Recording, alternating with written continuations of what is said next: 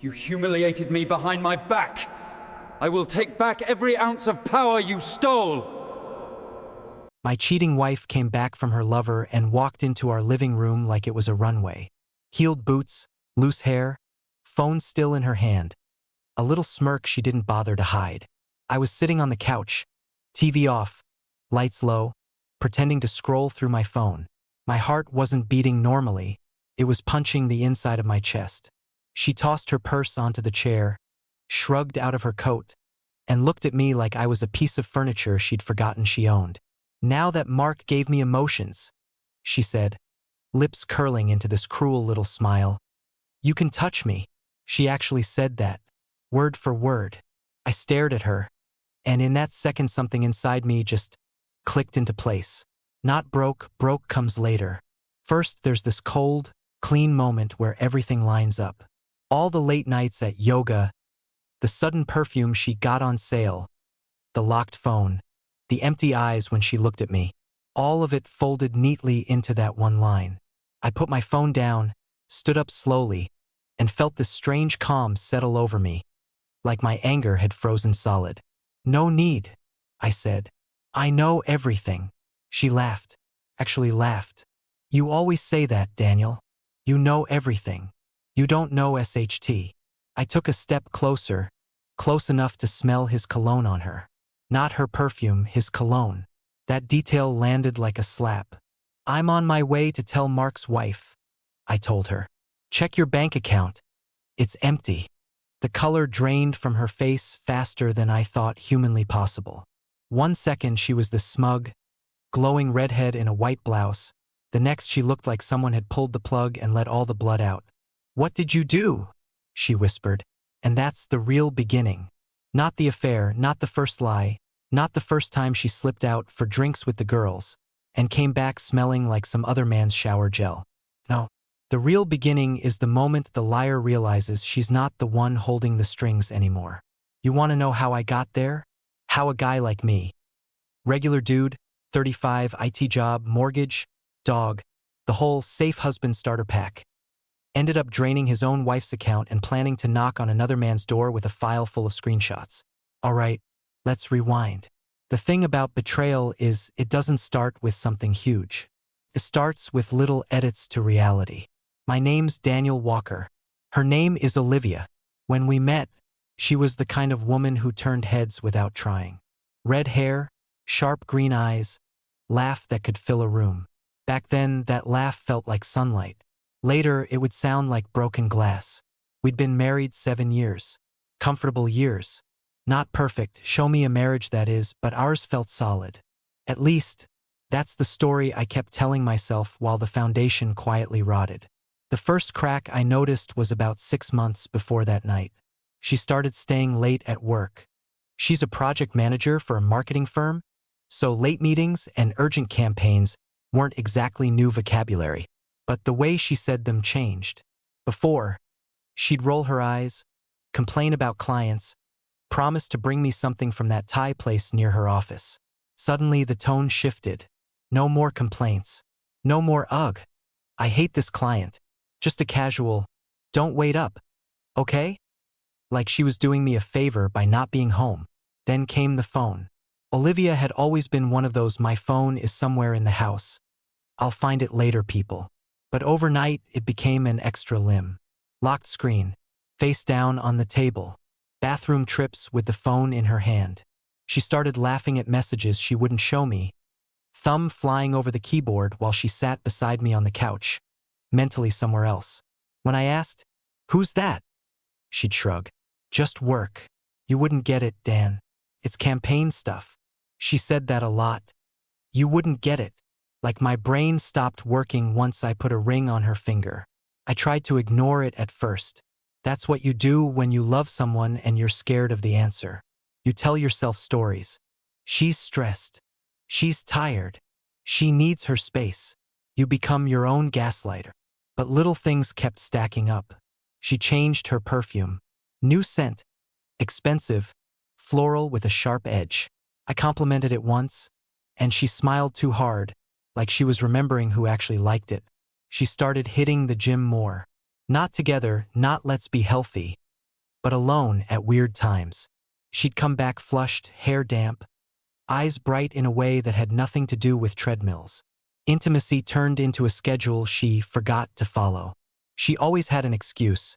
Headache, stress, stomach, just not in the mood.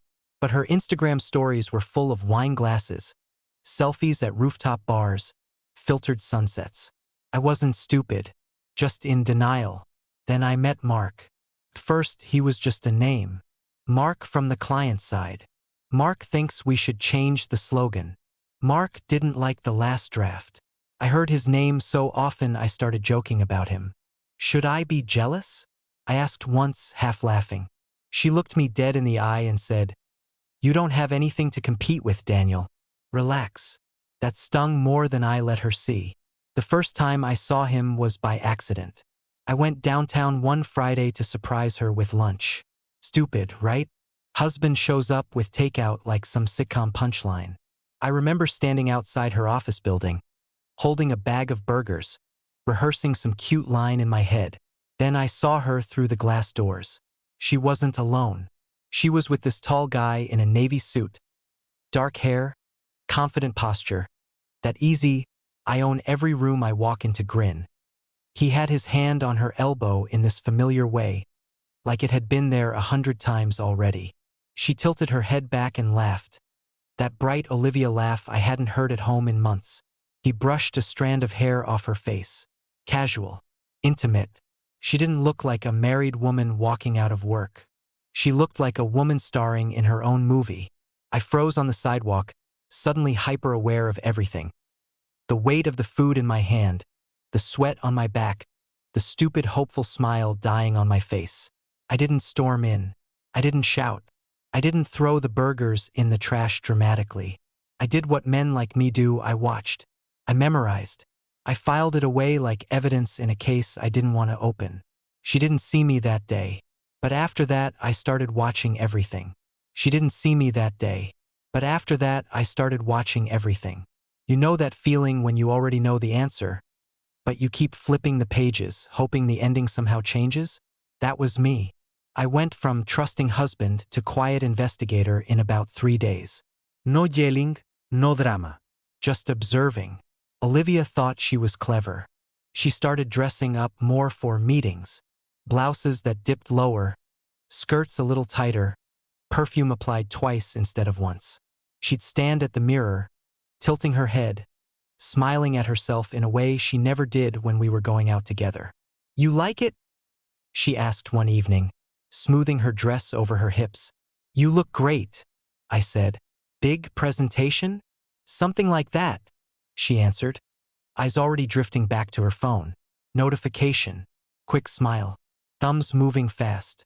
I stopped asking who it was. Instead, I started counting. 3 nights out the first week. 5 the second. Twice she came home with her lipstick smudged and her hair slightly out of place, like she'd been in a wind tunnel that smelled suspiciously like someone's car. She'd head straight to the shower, humming, ignoring the takeout containers on the counter I'd left untouched. The real shift came with the passwords. One morning, while she was in the shower, her phone buzzed on the nightstand. Old habit. I glanced. The screen lit up, but instead of showing the preview, it just said notification and locked again. She'd changed the settings. New lock pattern too, no more fingerprint. Olivia never cared about that stuff. She once told me, "If you ever want to check my phone, go ahead. I have nothing to hide." Suddenly she had a lot. I didn't try to break into her phone. Not yet. Instead, I checked something else, the bank account. We had a joint one for bills, and she had a personal one for girl stuff, as she called it. I'd never bothered to look before. But that day, sitting at my desk while pretending to work remotely, I logged in. Years of being the boring IT guy came in handy. I'd set up most of our accounts myself. Her personal balance was impressive. Too impressive. There were regular transfers going into it from the joint account that we'd never discussed. Little ones, $100 here, $250 there. Miscellaneous expenses with vague notes. Over months, it added up to a number that made my jaw tighten. Then I saw the outgoing payments. Fancy restaurants, boutique hotels, designer stores I'd never heard of, all clustered around the same areas of town and the same days she had late meetings. She wasn't just cheating on me emotionally. She was using my money as fuel for the whole production. That's when something inside me went from hurt to strategic. I opened a separate account in my name only. Quietly started redirecting my paycheck there. Left just enough in the joint one to keep the lights on and the mortgage paid so she wouldn't notice the shift. Then I began the part that made me feel both sick and weirdly powerful. Collecting proof. I synced our home laptop's browser with her work emails, the ones she'd once casually logged in from home and never properly logged out of. I didn't hack anything. I just followed the trail she'd left out in the open, too arrogant to think I'd ever look. Her inbox was a goldmine of stupidity. There they were, Olivia and Mark. First, it was work chatter. Deadline moved, client call, slide deck update. Then it got softer. Compliments buried between bullet points, emojis slipping into subject lines. Then the real messages began. Late-night emails from his personal address to hers. I can still smell you. Next time, no rushing. You looked unreal in that dress. She replied like a teenager, not a married woman. Thinking about you in that elevator. Wish I was in your car instead of this Uber. He's asleep next to me and I'm still replaying earlier. He was me. I read those lines in the dark of our living room while she slept upstairs, sprawled across our bed like she owned the whole world. My hands shook so hard I had to put the laptop down. My throat burned.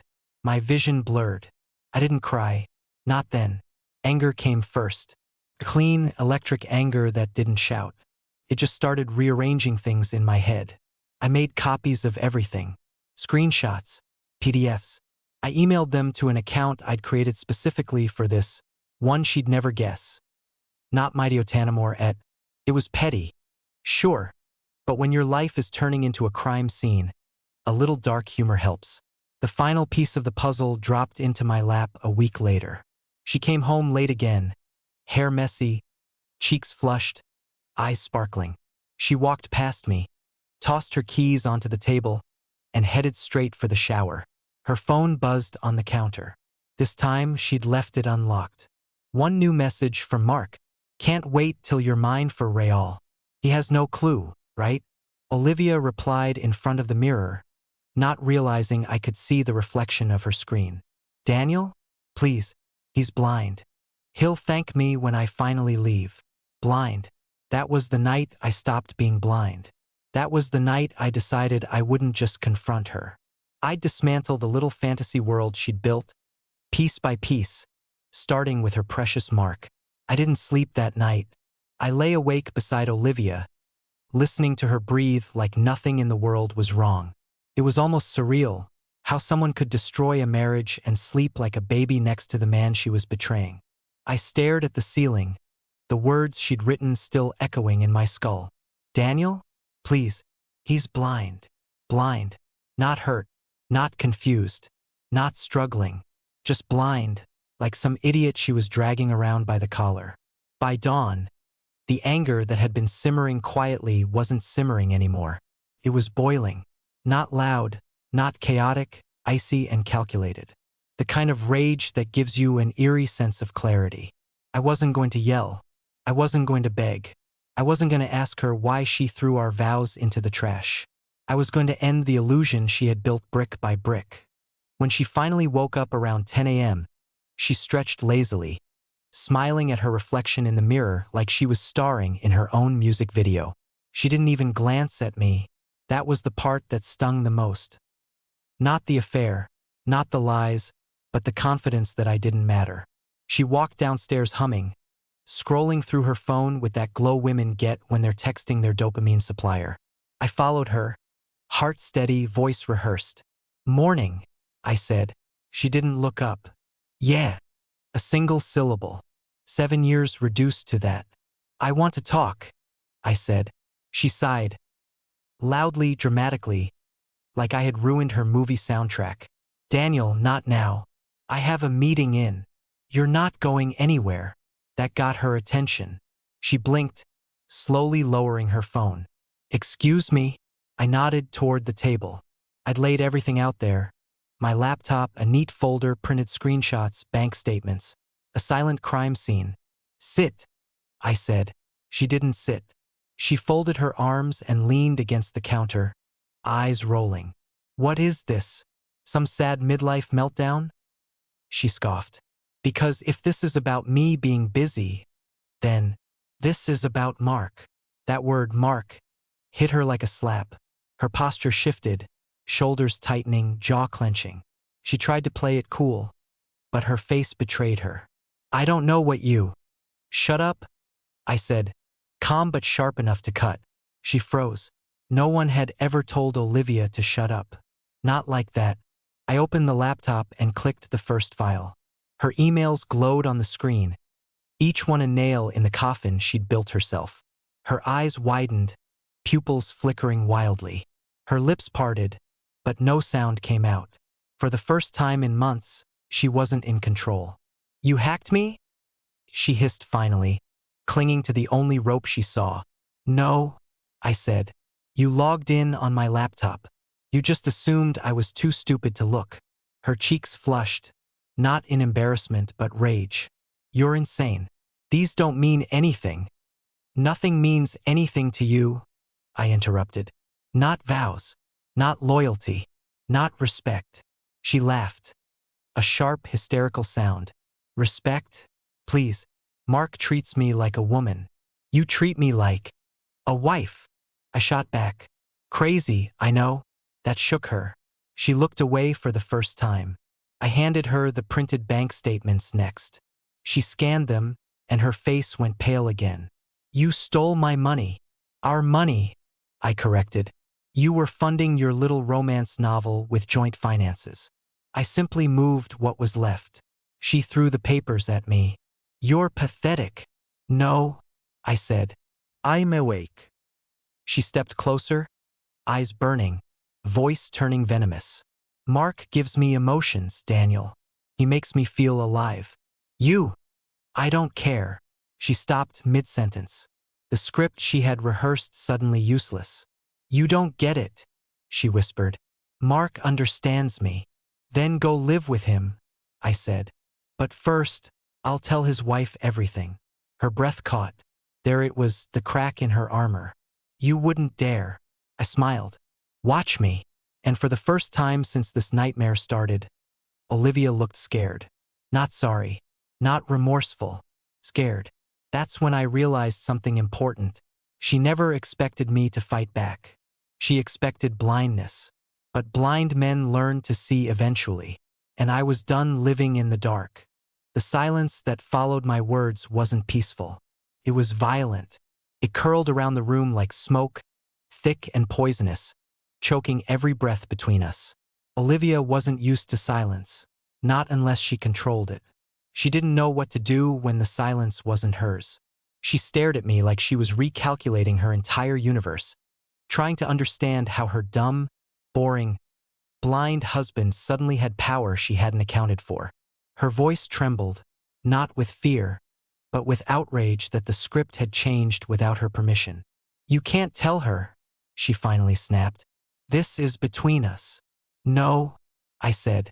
It stopped being between us the moment you invited someone else into our marriage and paid for it with my money. Her nostrils flared. She opened her mouth to spit some venom, then closed it again. Her brain was sprinting, trying to construct a lie fast enough to save herself.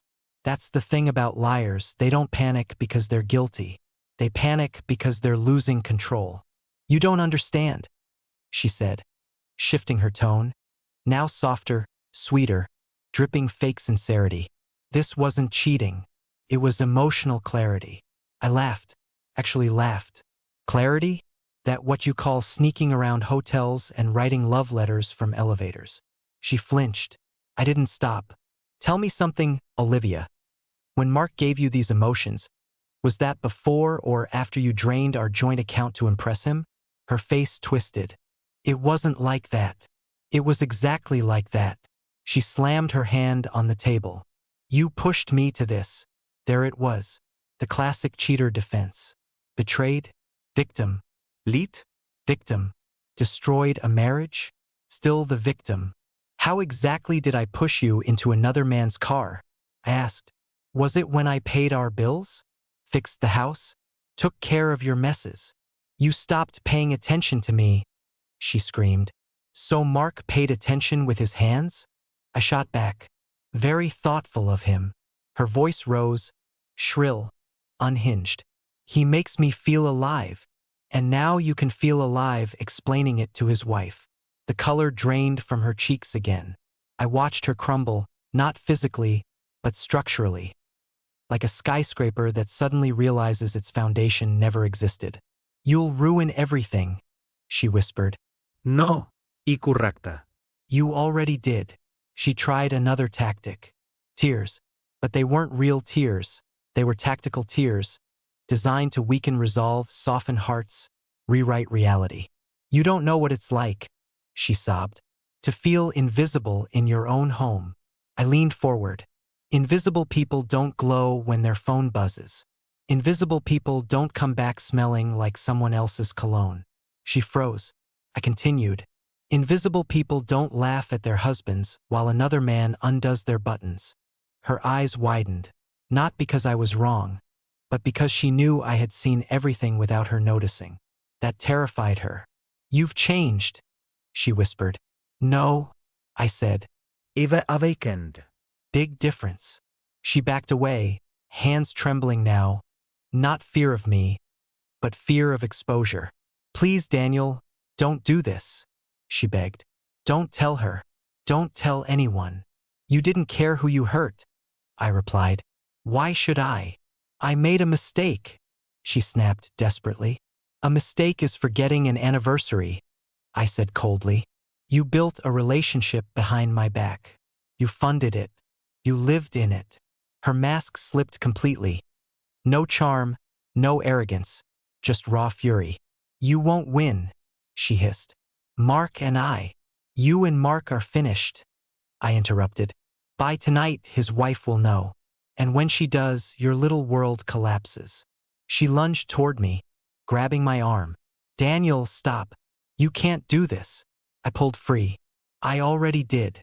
The room seemed to tilt, as if reality itself finally acknowledged the truth. She was no longer the center of the universe. She was a disaster waiting for consequences. And for the first time since this betrayal began, I was no longer afraid of her. The storm wasn't coming anymore. It had already started. Leaving the house felt like stepping out of a cage that I hadn't realized was locked until the door swung open. My legs were shaky, not from fear, but from adrenaline. Olivia stood behind me on the porch, shouting half-formed threats, curses, and fake apologies like a DJ skipping through radio stations she didn't control anymore. Daniel, come back here. You're overreacting. You're not thinking straight. I didn't turn around. Not once. I didn't need to.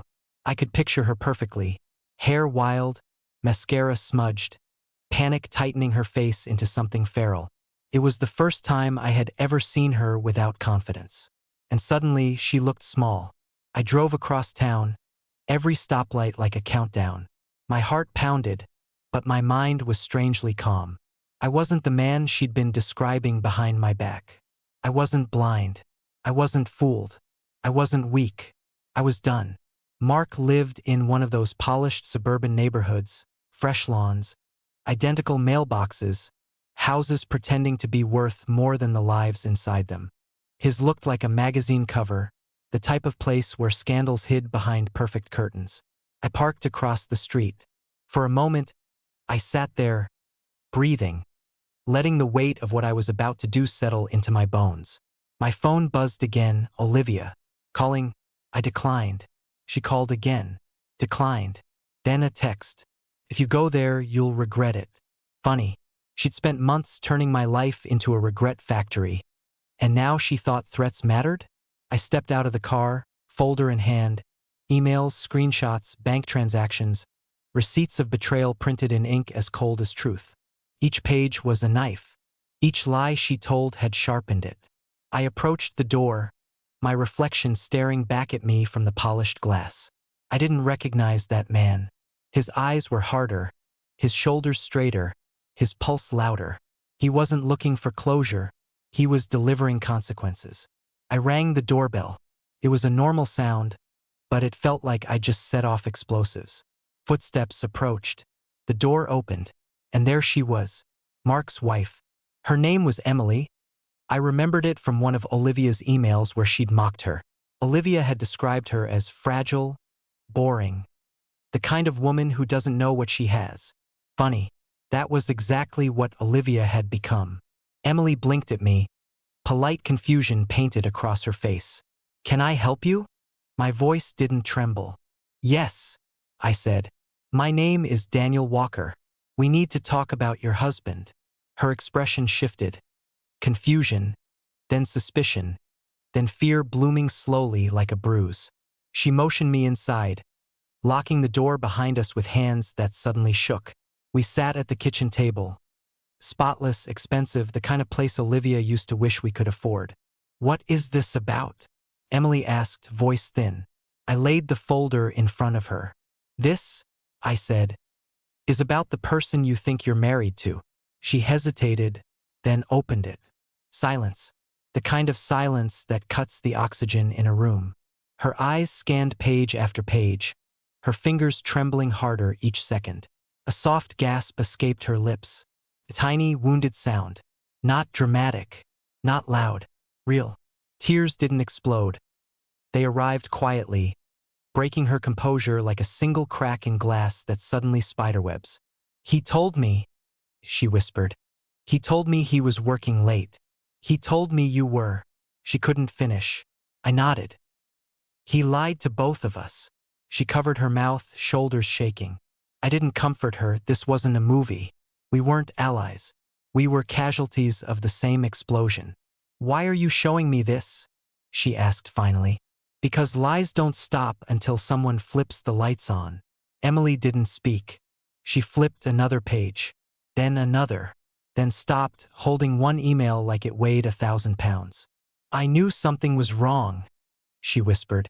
"I just didn't want it to be true." There it was, the sentence I had lived inside for months. I took a slow breath.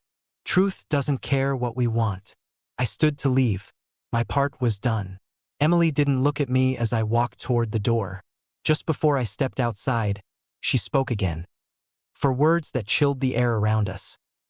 "He won't forgive this." I paused. "Good," I said. "Neither will I." And as I stepped out onto the porch, my phone buzzed again. Not from Olivia this time. It was Mark. "Where are you? Call me. Now." He knew. The game wasn't over. It was just getting interesting. I stared at Mark's message like it was a lit fuse. The irony tasted bitter. He'd spent months sneaking around in the shadows. Yet the moment his lies hit daylight, he demanded answers like he was the betrayed one. My phone buzzed again. "Mark, call me Daniel. We can fix this. Fix this." The arrogance of that man. He'd turned my wife into his hobby, spent my money entertaining her fantasies, and now he wanted to discuss repairs. Like adultery was a scheduling conflict. I didn't answer. He called. Again. Again. 7 times in a row. Persistence of a salesman, morals of a sewer rat.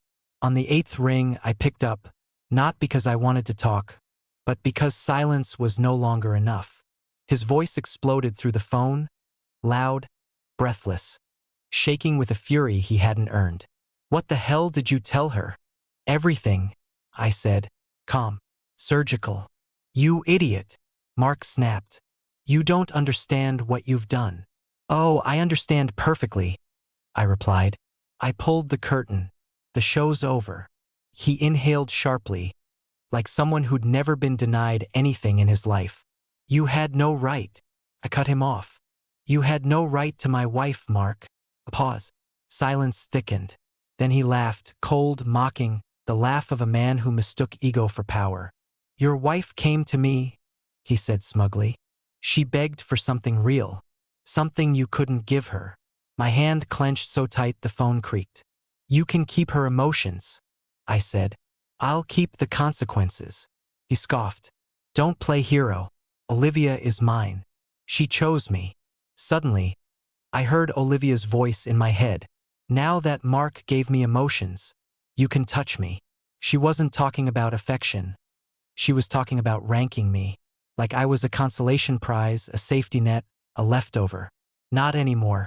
I let the silence stretch long enough for him to get nervous. Then I whispered, "She doesn't have any money left." Silence. Sharp. Immediate. "What?" "You should check her account," I added. "Love feels different when it's not funded." His bravado cracked. I heard it in the way he exhaled. A sound like glass breaking. "You're playing a dangerous game," he growled.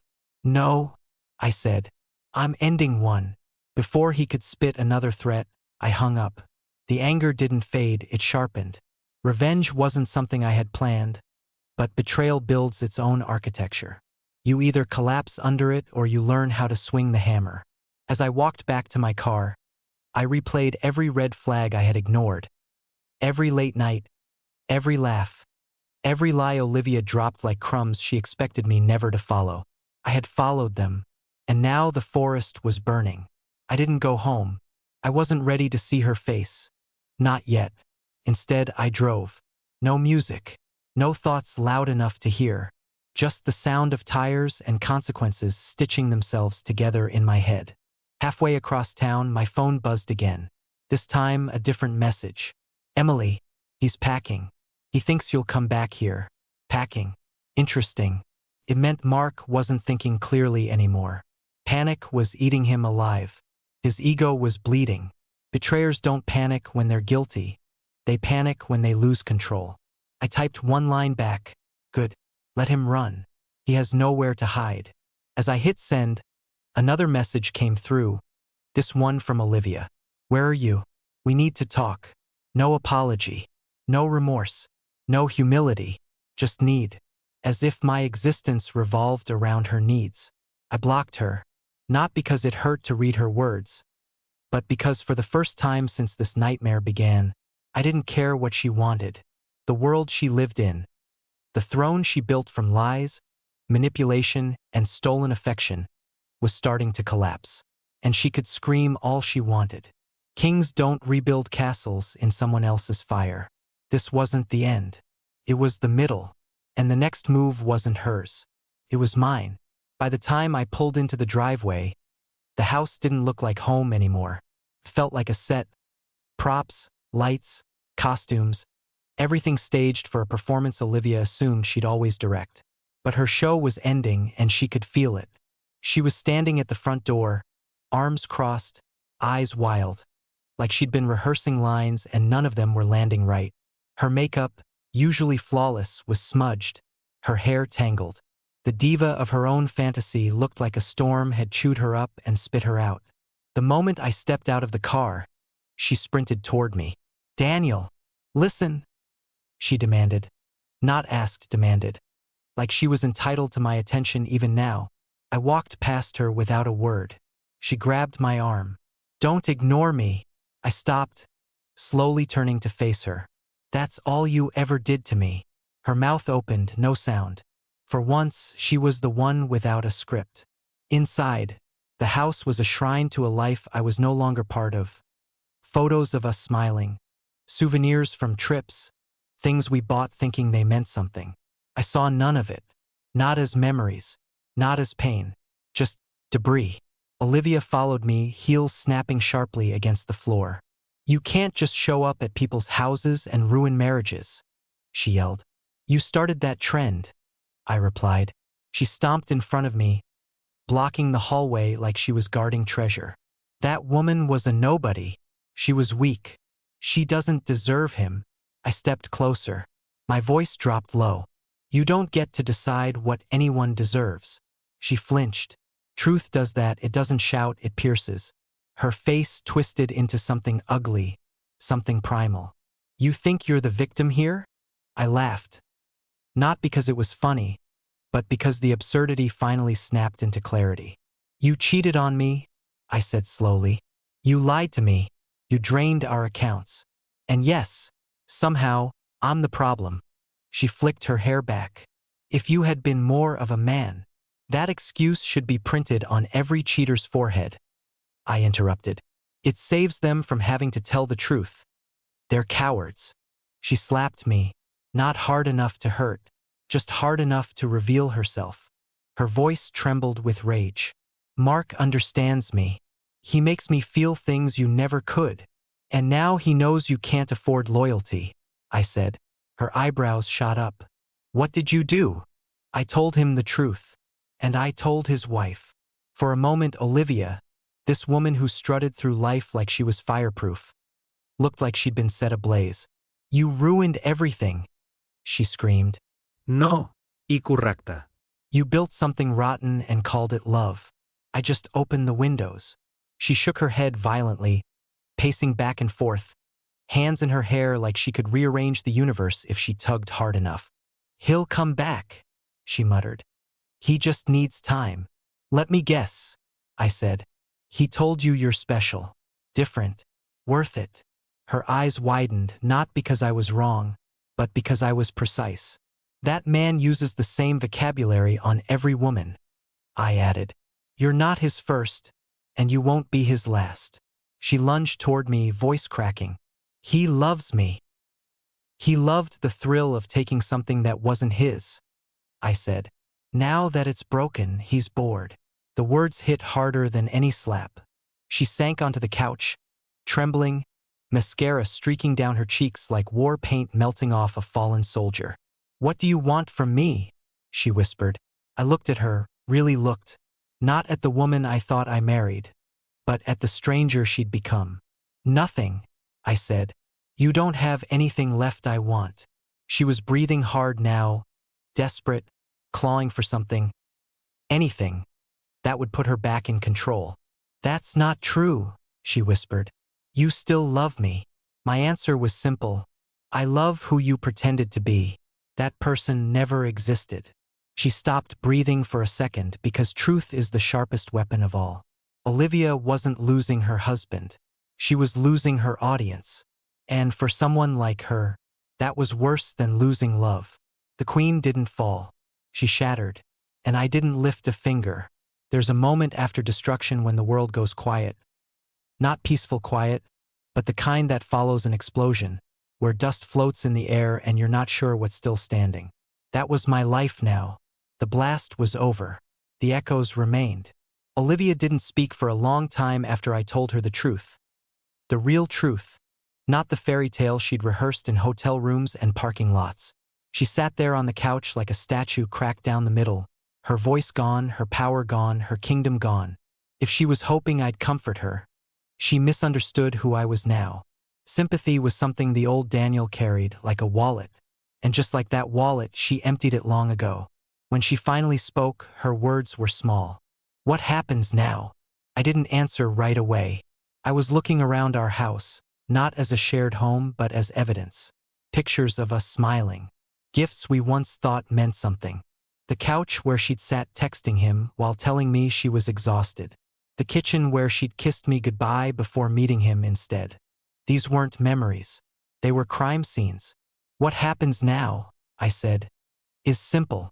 I'm done. She blinked. Done with what? With you. With us. With pretending this marriage still exists. Her lips trembled, but not with remorse. No, Olivia didn't do remorse. She did entitlement. She did rage. She did blame. Remorse was a language she couldn't speak. You can't just leave, she hissed. I already have, I replied. She stood, shaking, but her voice tried to crawl back into its old dominance. You'll regret this. You think you're strong now? You're nothing without me. I smiled, not happy, not smug, just tired. I used to believe that, I said, because I thought loyalty made someone valuable. I was wrong. Loyalty without respect is slavery. She flinched as if I'd hit her. You're just angry, she spat. You'll calm down and come back. No, I said. You're confusing me with someone else. The man who tolerated your lies is gone. I buried him the night you laughed at me in emails. Her eyes widened. She hadn't expected me to read those as anything other than pain. She never understood betrayal doesn't just wound. It awakens. I walked upstairs while she stood frozen. I packed calmly. Not everything, just what belonged to me, what wasn't poisoned by her fingerprints. Clothes, documents, my laptop, my dignity. When I came back down, Olivia was waiting at the bottom of the stairs like a gatekeeper. "You won't find anyone better," she whispered. "That's the point," I said, stepping past her. "Better isn't a high bar anymore." She grabbed my wrist. A last desperate move. "Daniel, please. Not love. Not sorry. Just please," because she finally understood something horrifying. A man who stops caring is unstoppable. I pulled free. At the doorway, I turned once. Not for nostalgia, not for doubt, but for closure. "You didn't lose me," I said. "You threw me away. And now you're shocked someone else picked up the trash." Her face collapsed. No anger now. No superiority. Just a hollow realization. She wasn't irreplaceable. She was forgettable. I walked to my car as she called after me, her voice cracking, begging, bargaining. Cycling through every tactic manipulators use when consequences finally arrive. I didn't look back. The engine started. The gate opened. The past stayed behind me like smoke in a rearview mirror. As I drove away, something unexpected happened. I didn't feel broken. I felt free. For months, I thought discovering the affair would destroy me. I thought the lies would define me. I thought losing Olivia would leave me empty. Instead, it taught me something I wish someone had told me years earlier. Betrayal doesn't take anything from you. It removes what was never yours. Olivia was never loyal. She was never honest. She was never mine. She was a performance. And I finally stopped paying for tickets. If you want advice, here it is. Never ignore the quiet parts. Never excuse disrespect. And never let someone convince you that loyalty makes you weak. Loyalty is a gift. Don't give it to someone who treats it like trash. I didn't lose a wife. I escaped a lie. And that's the happiest ending I could have asked for.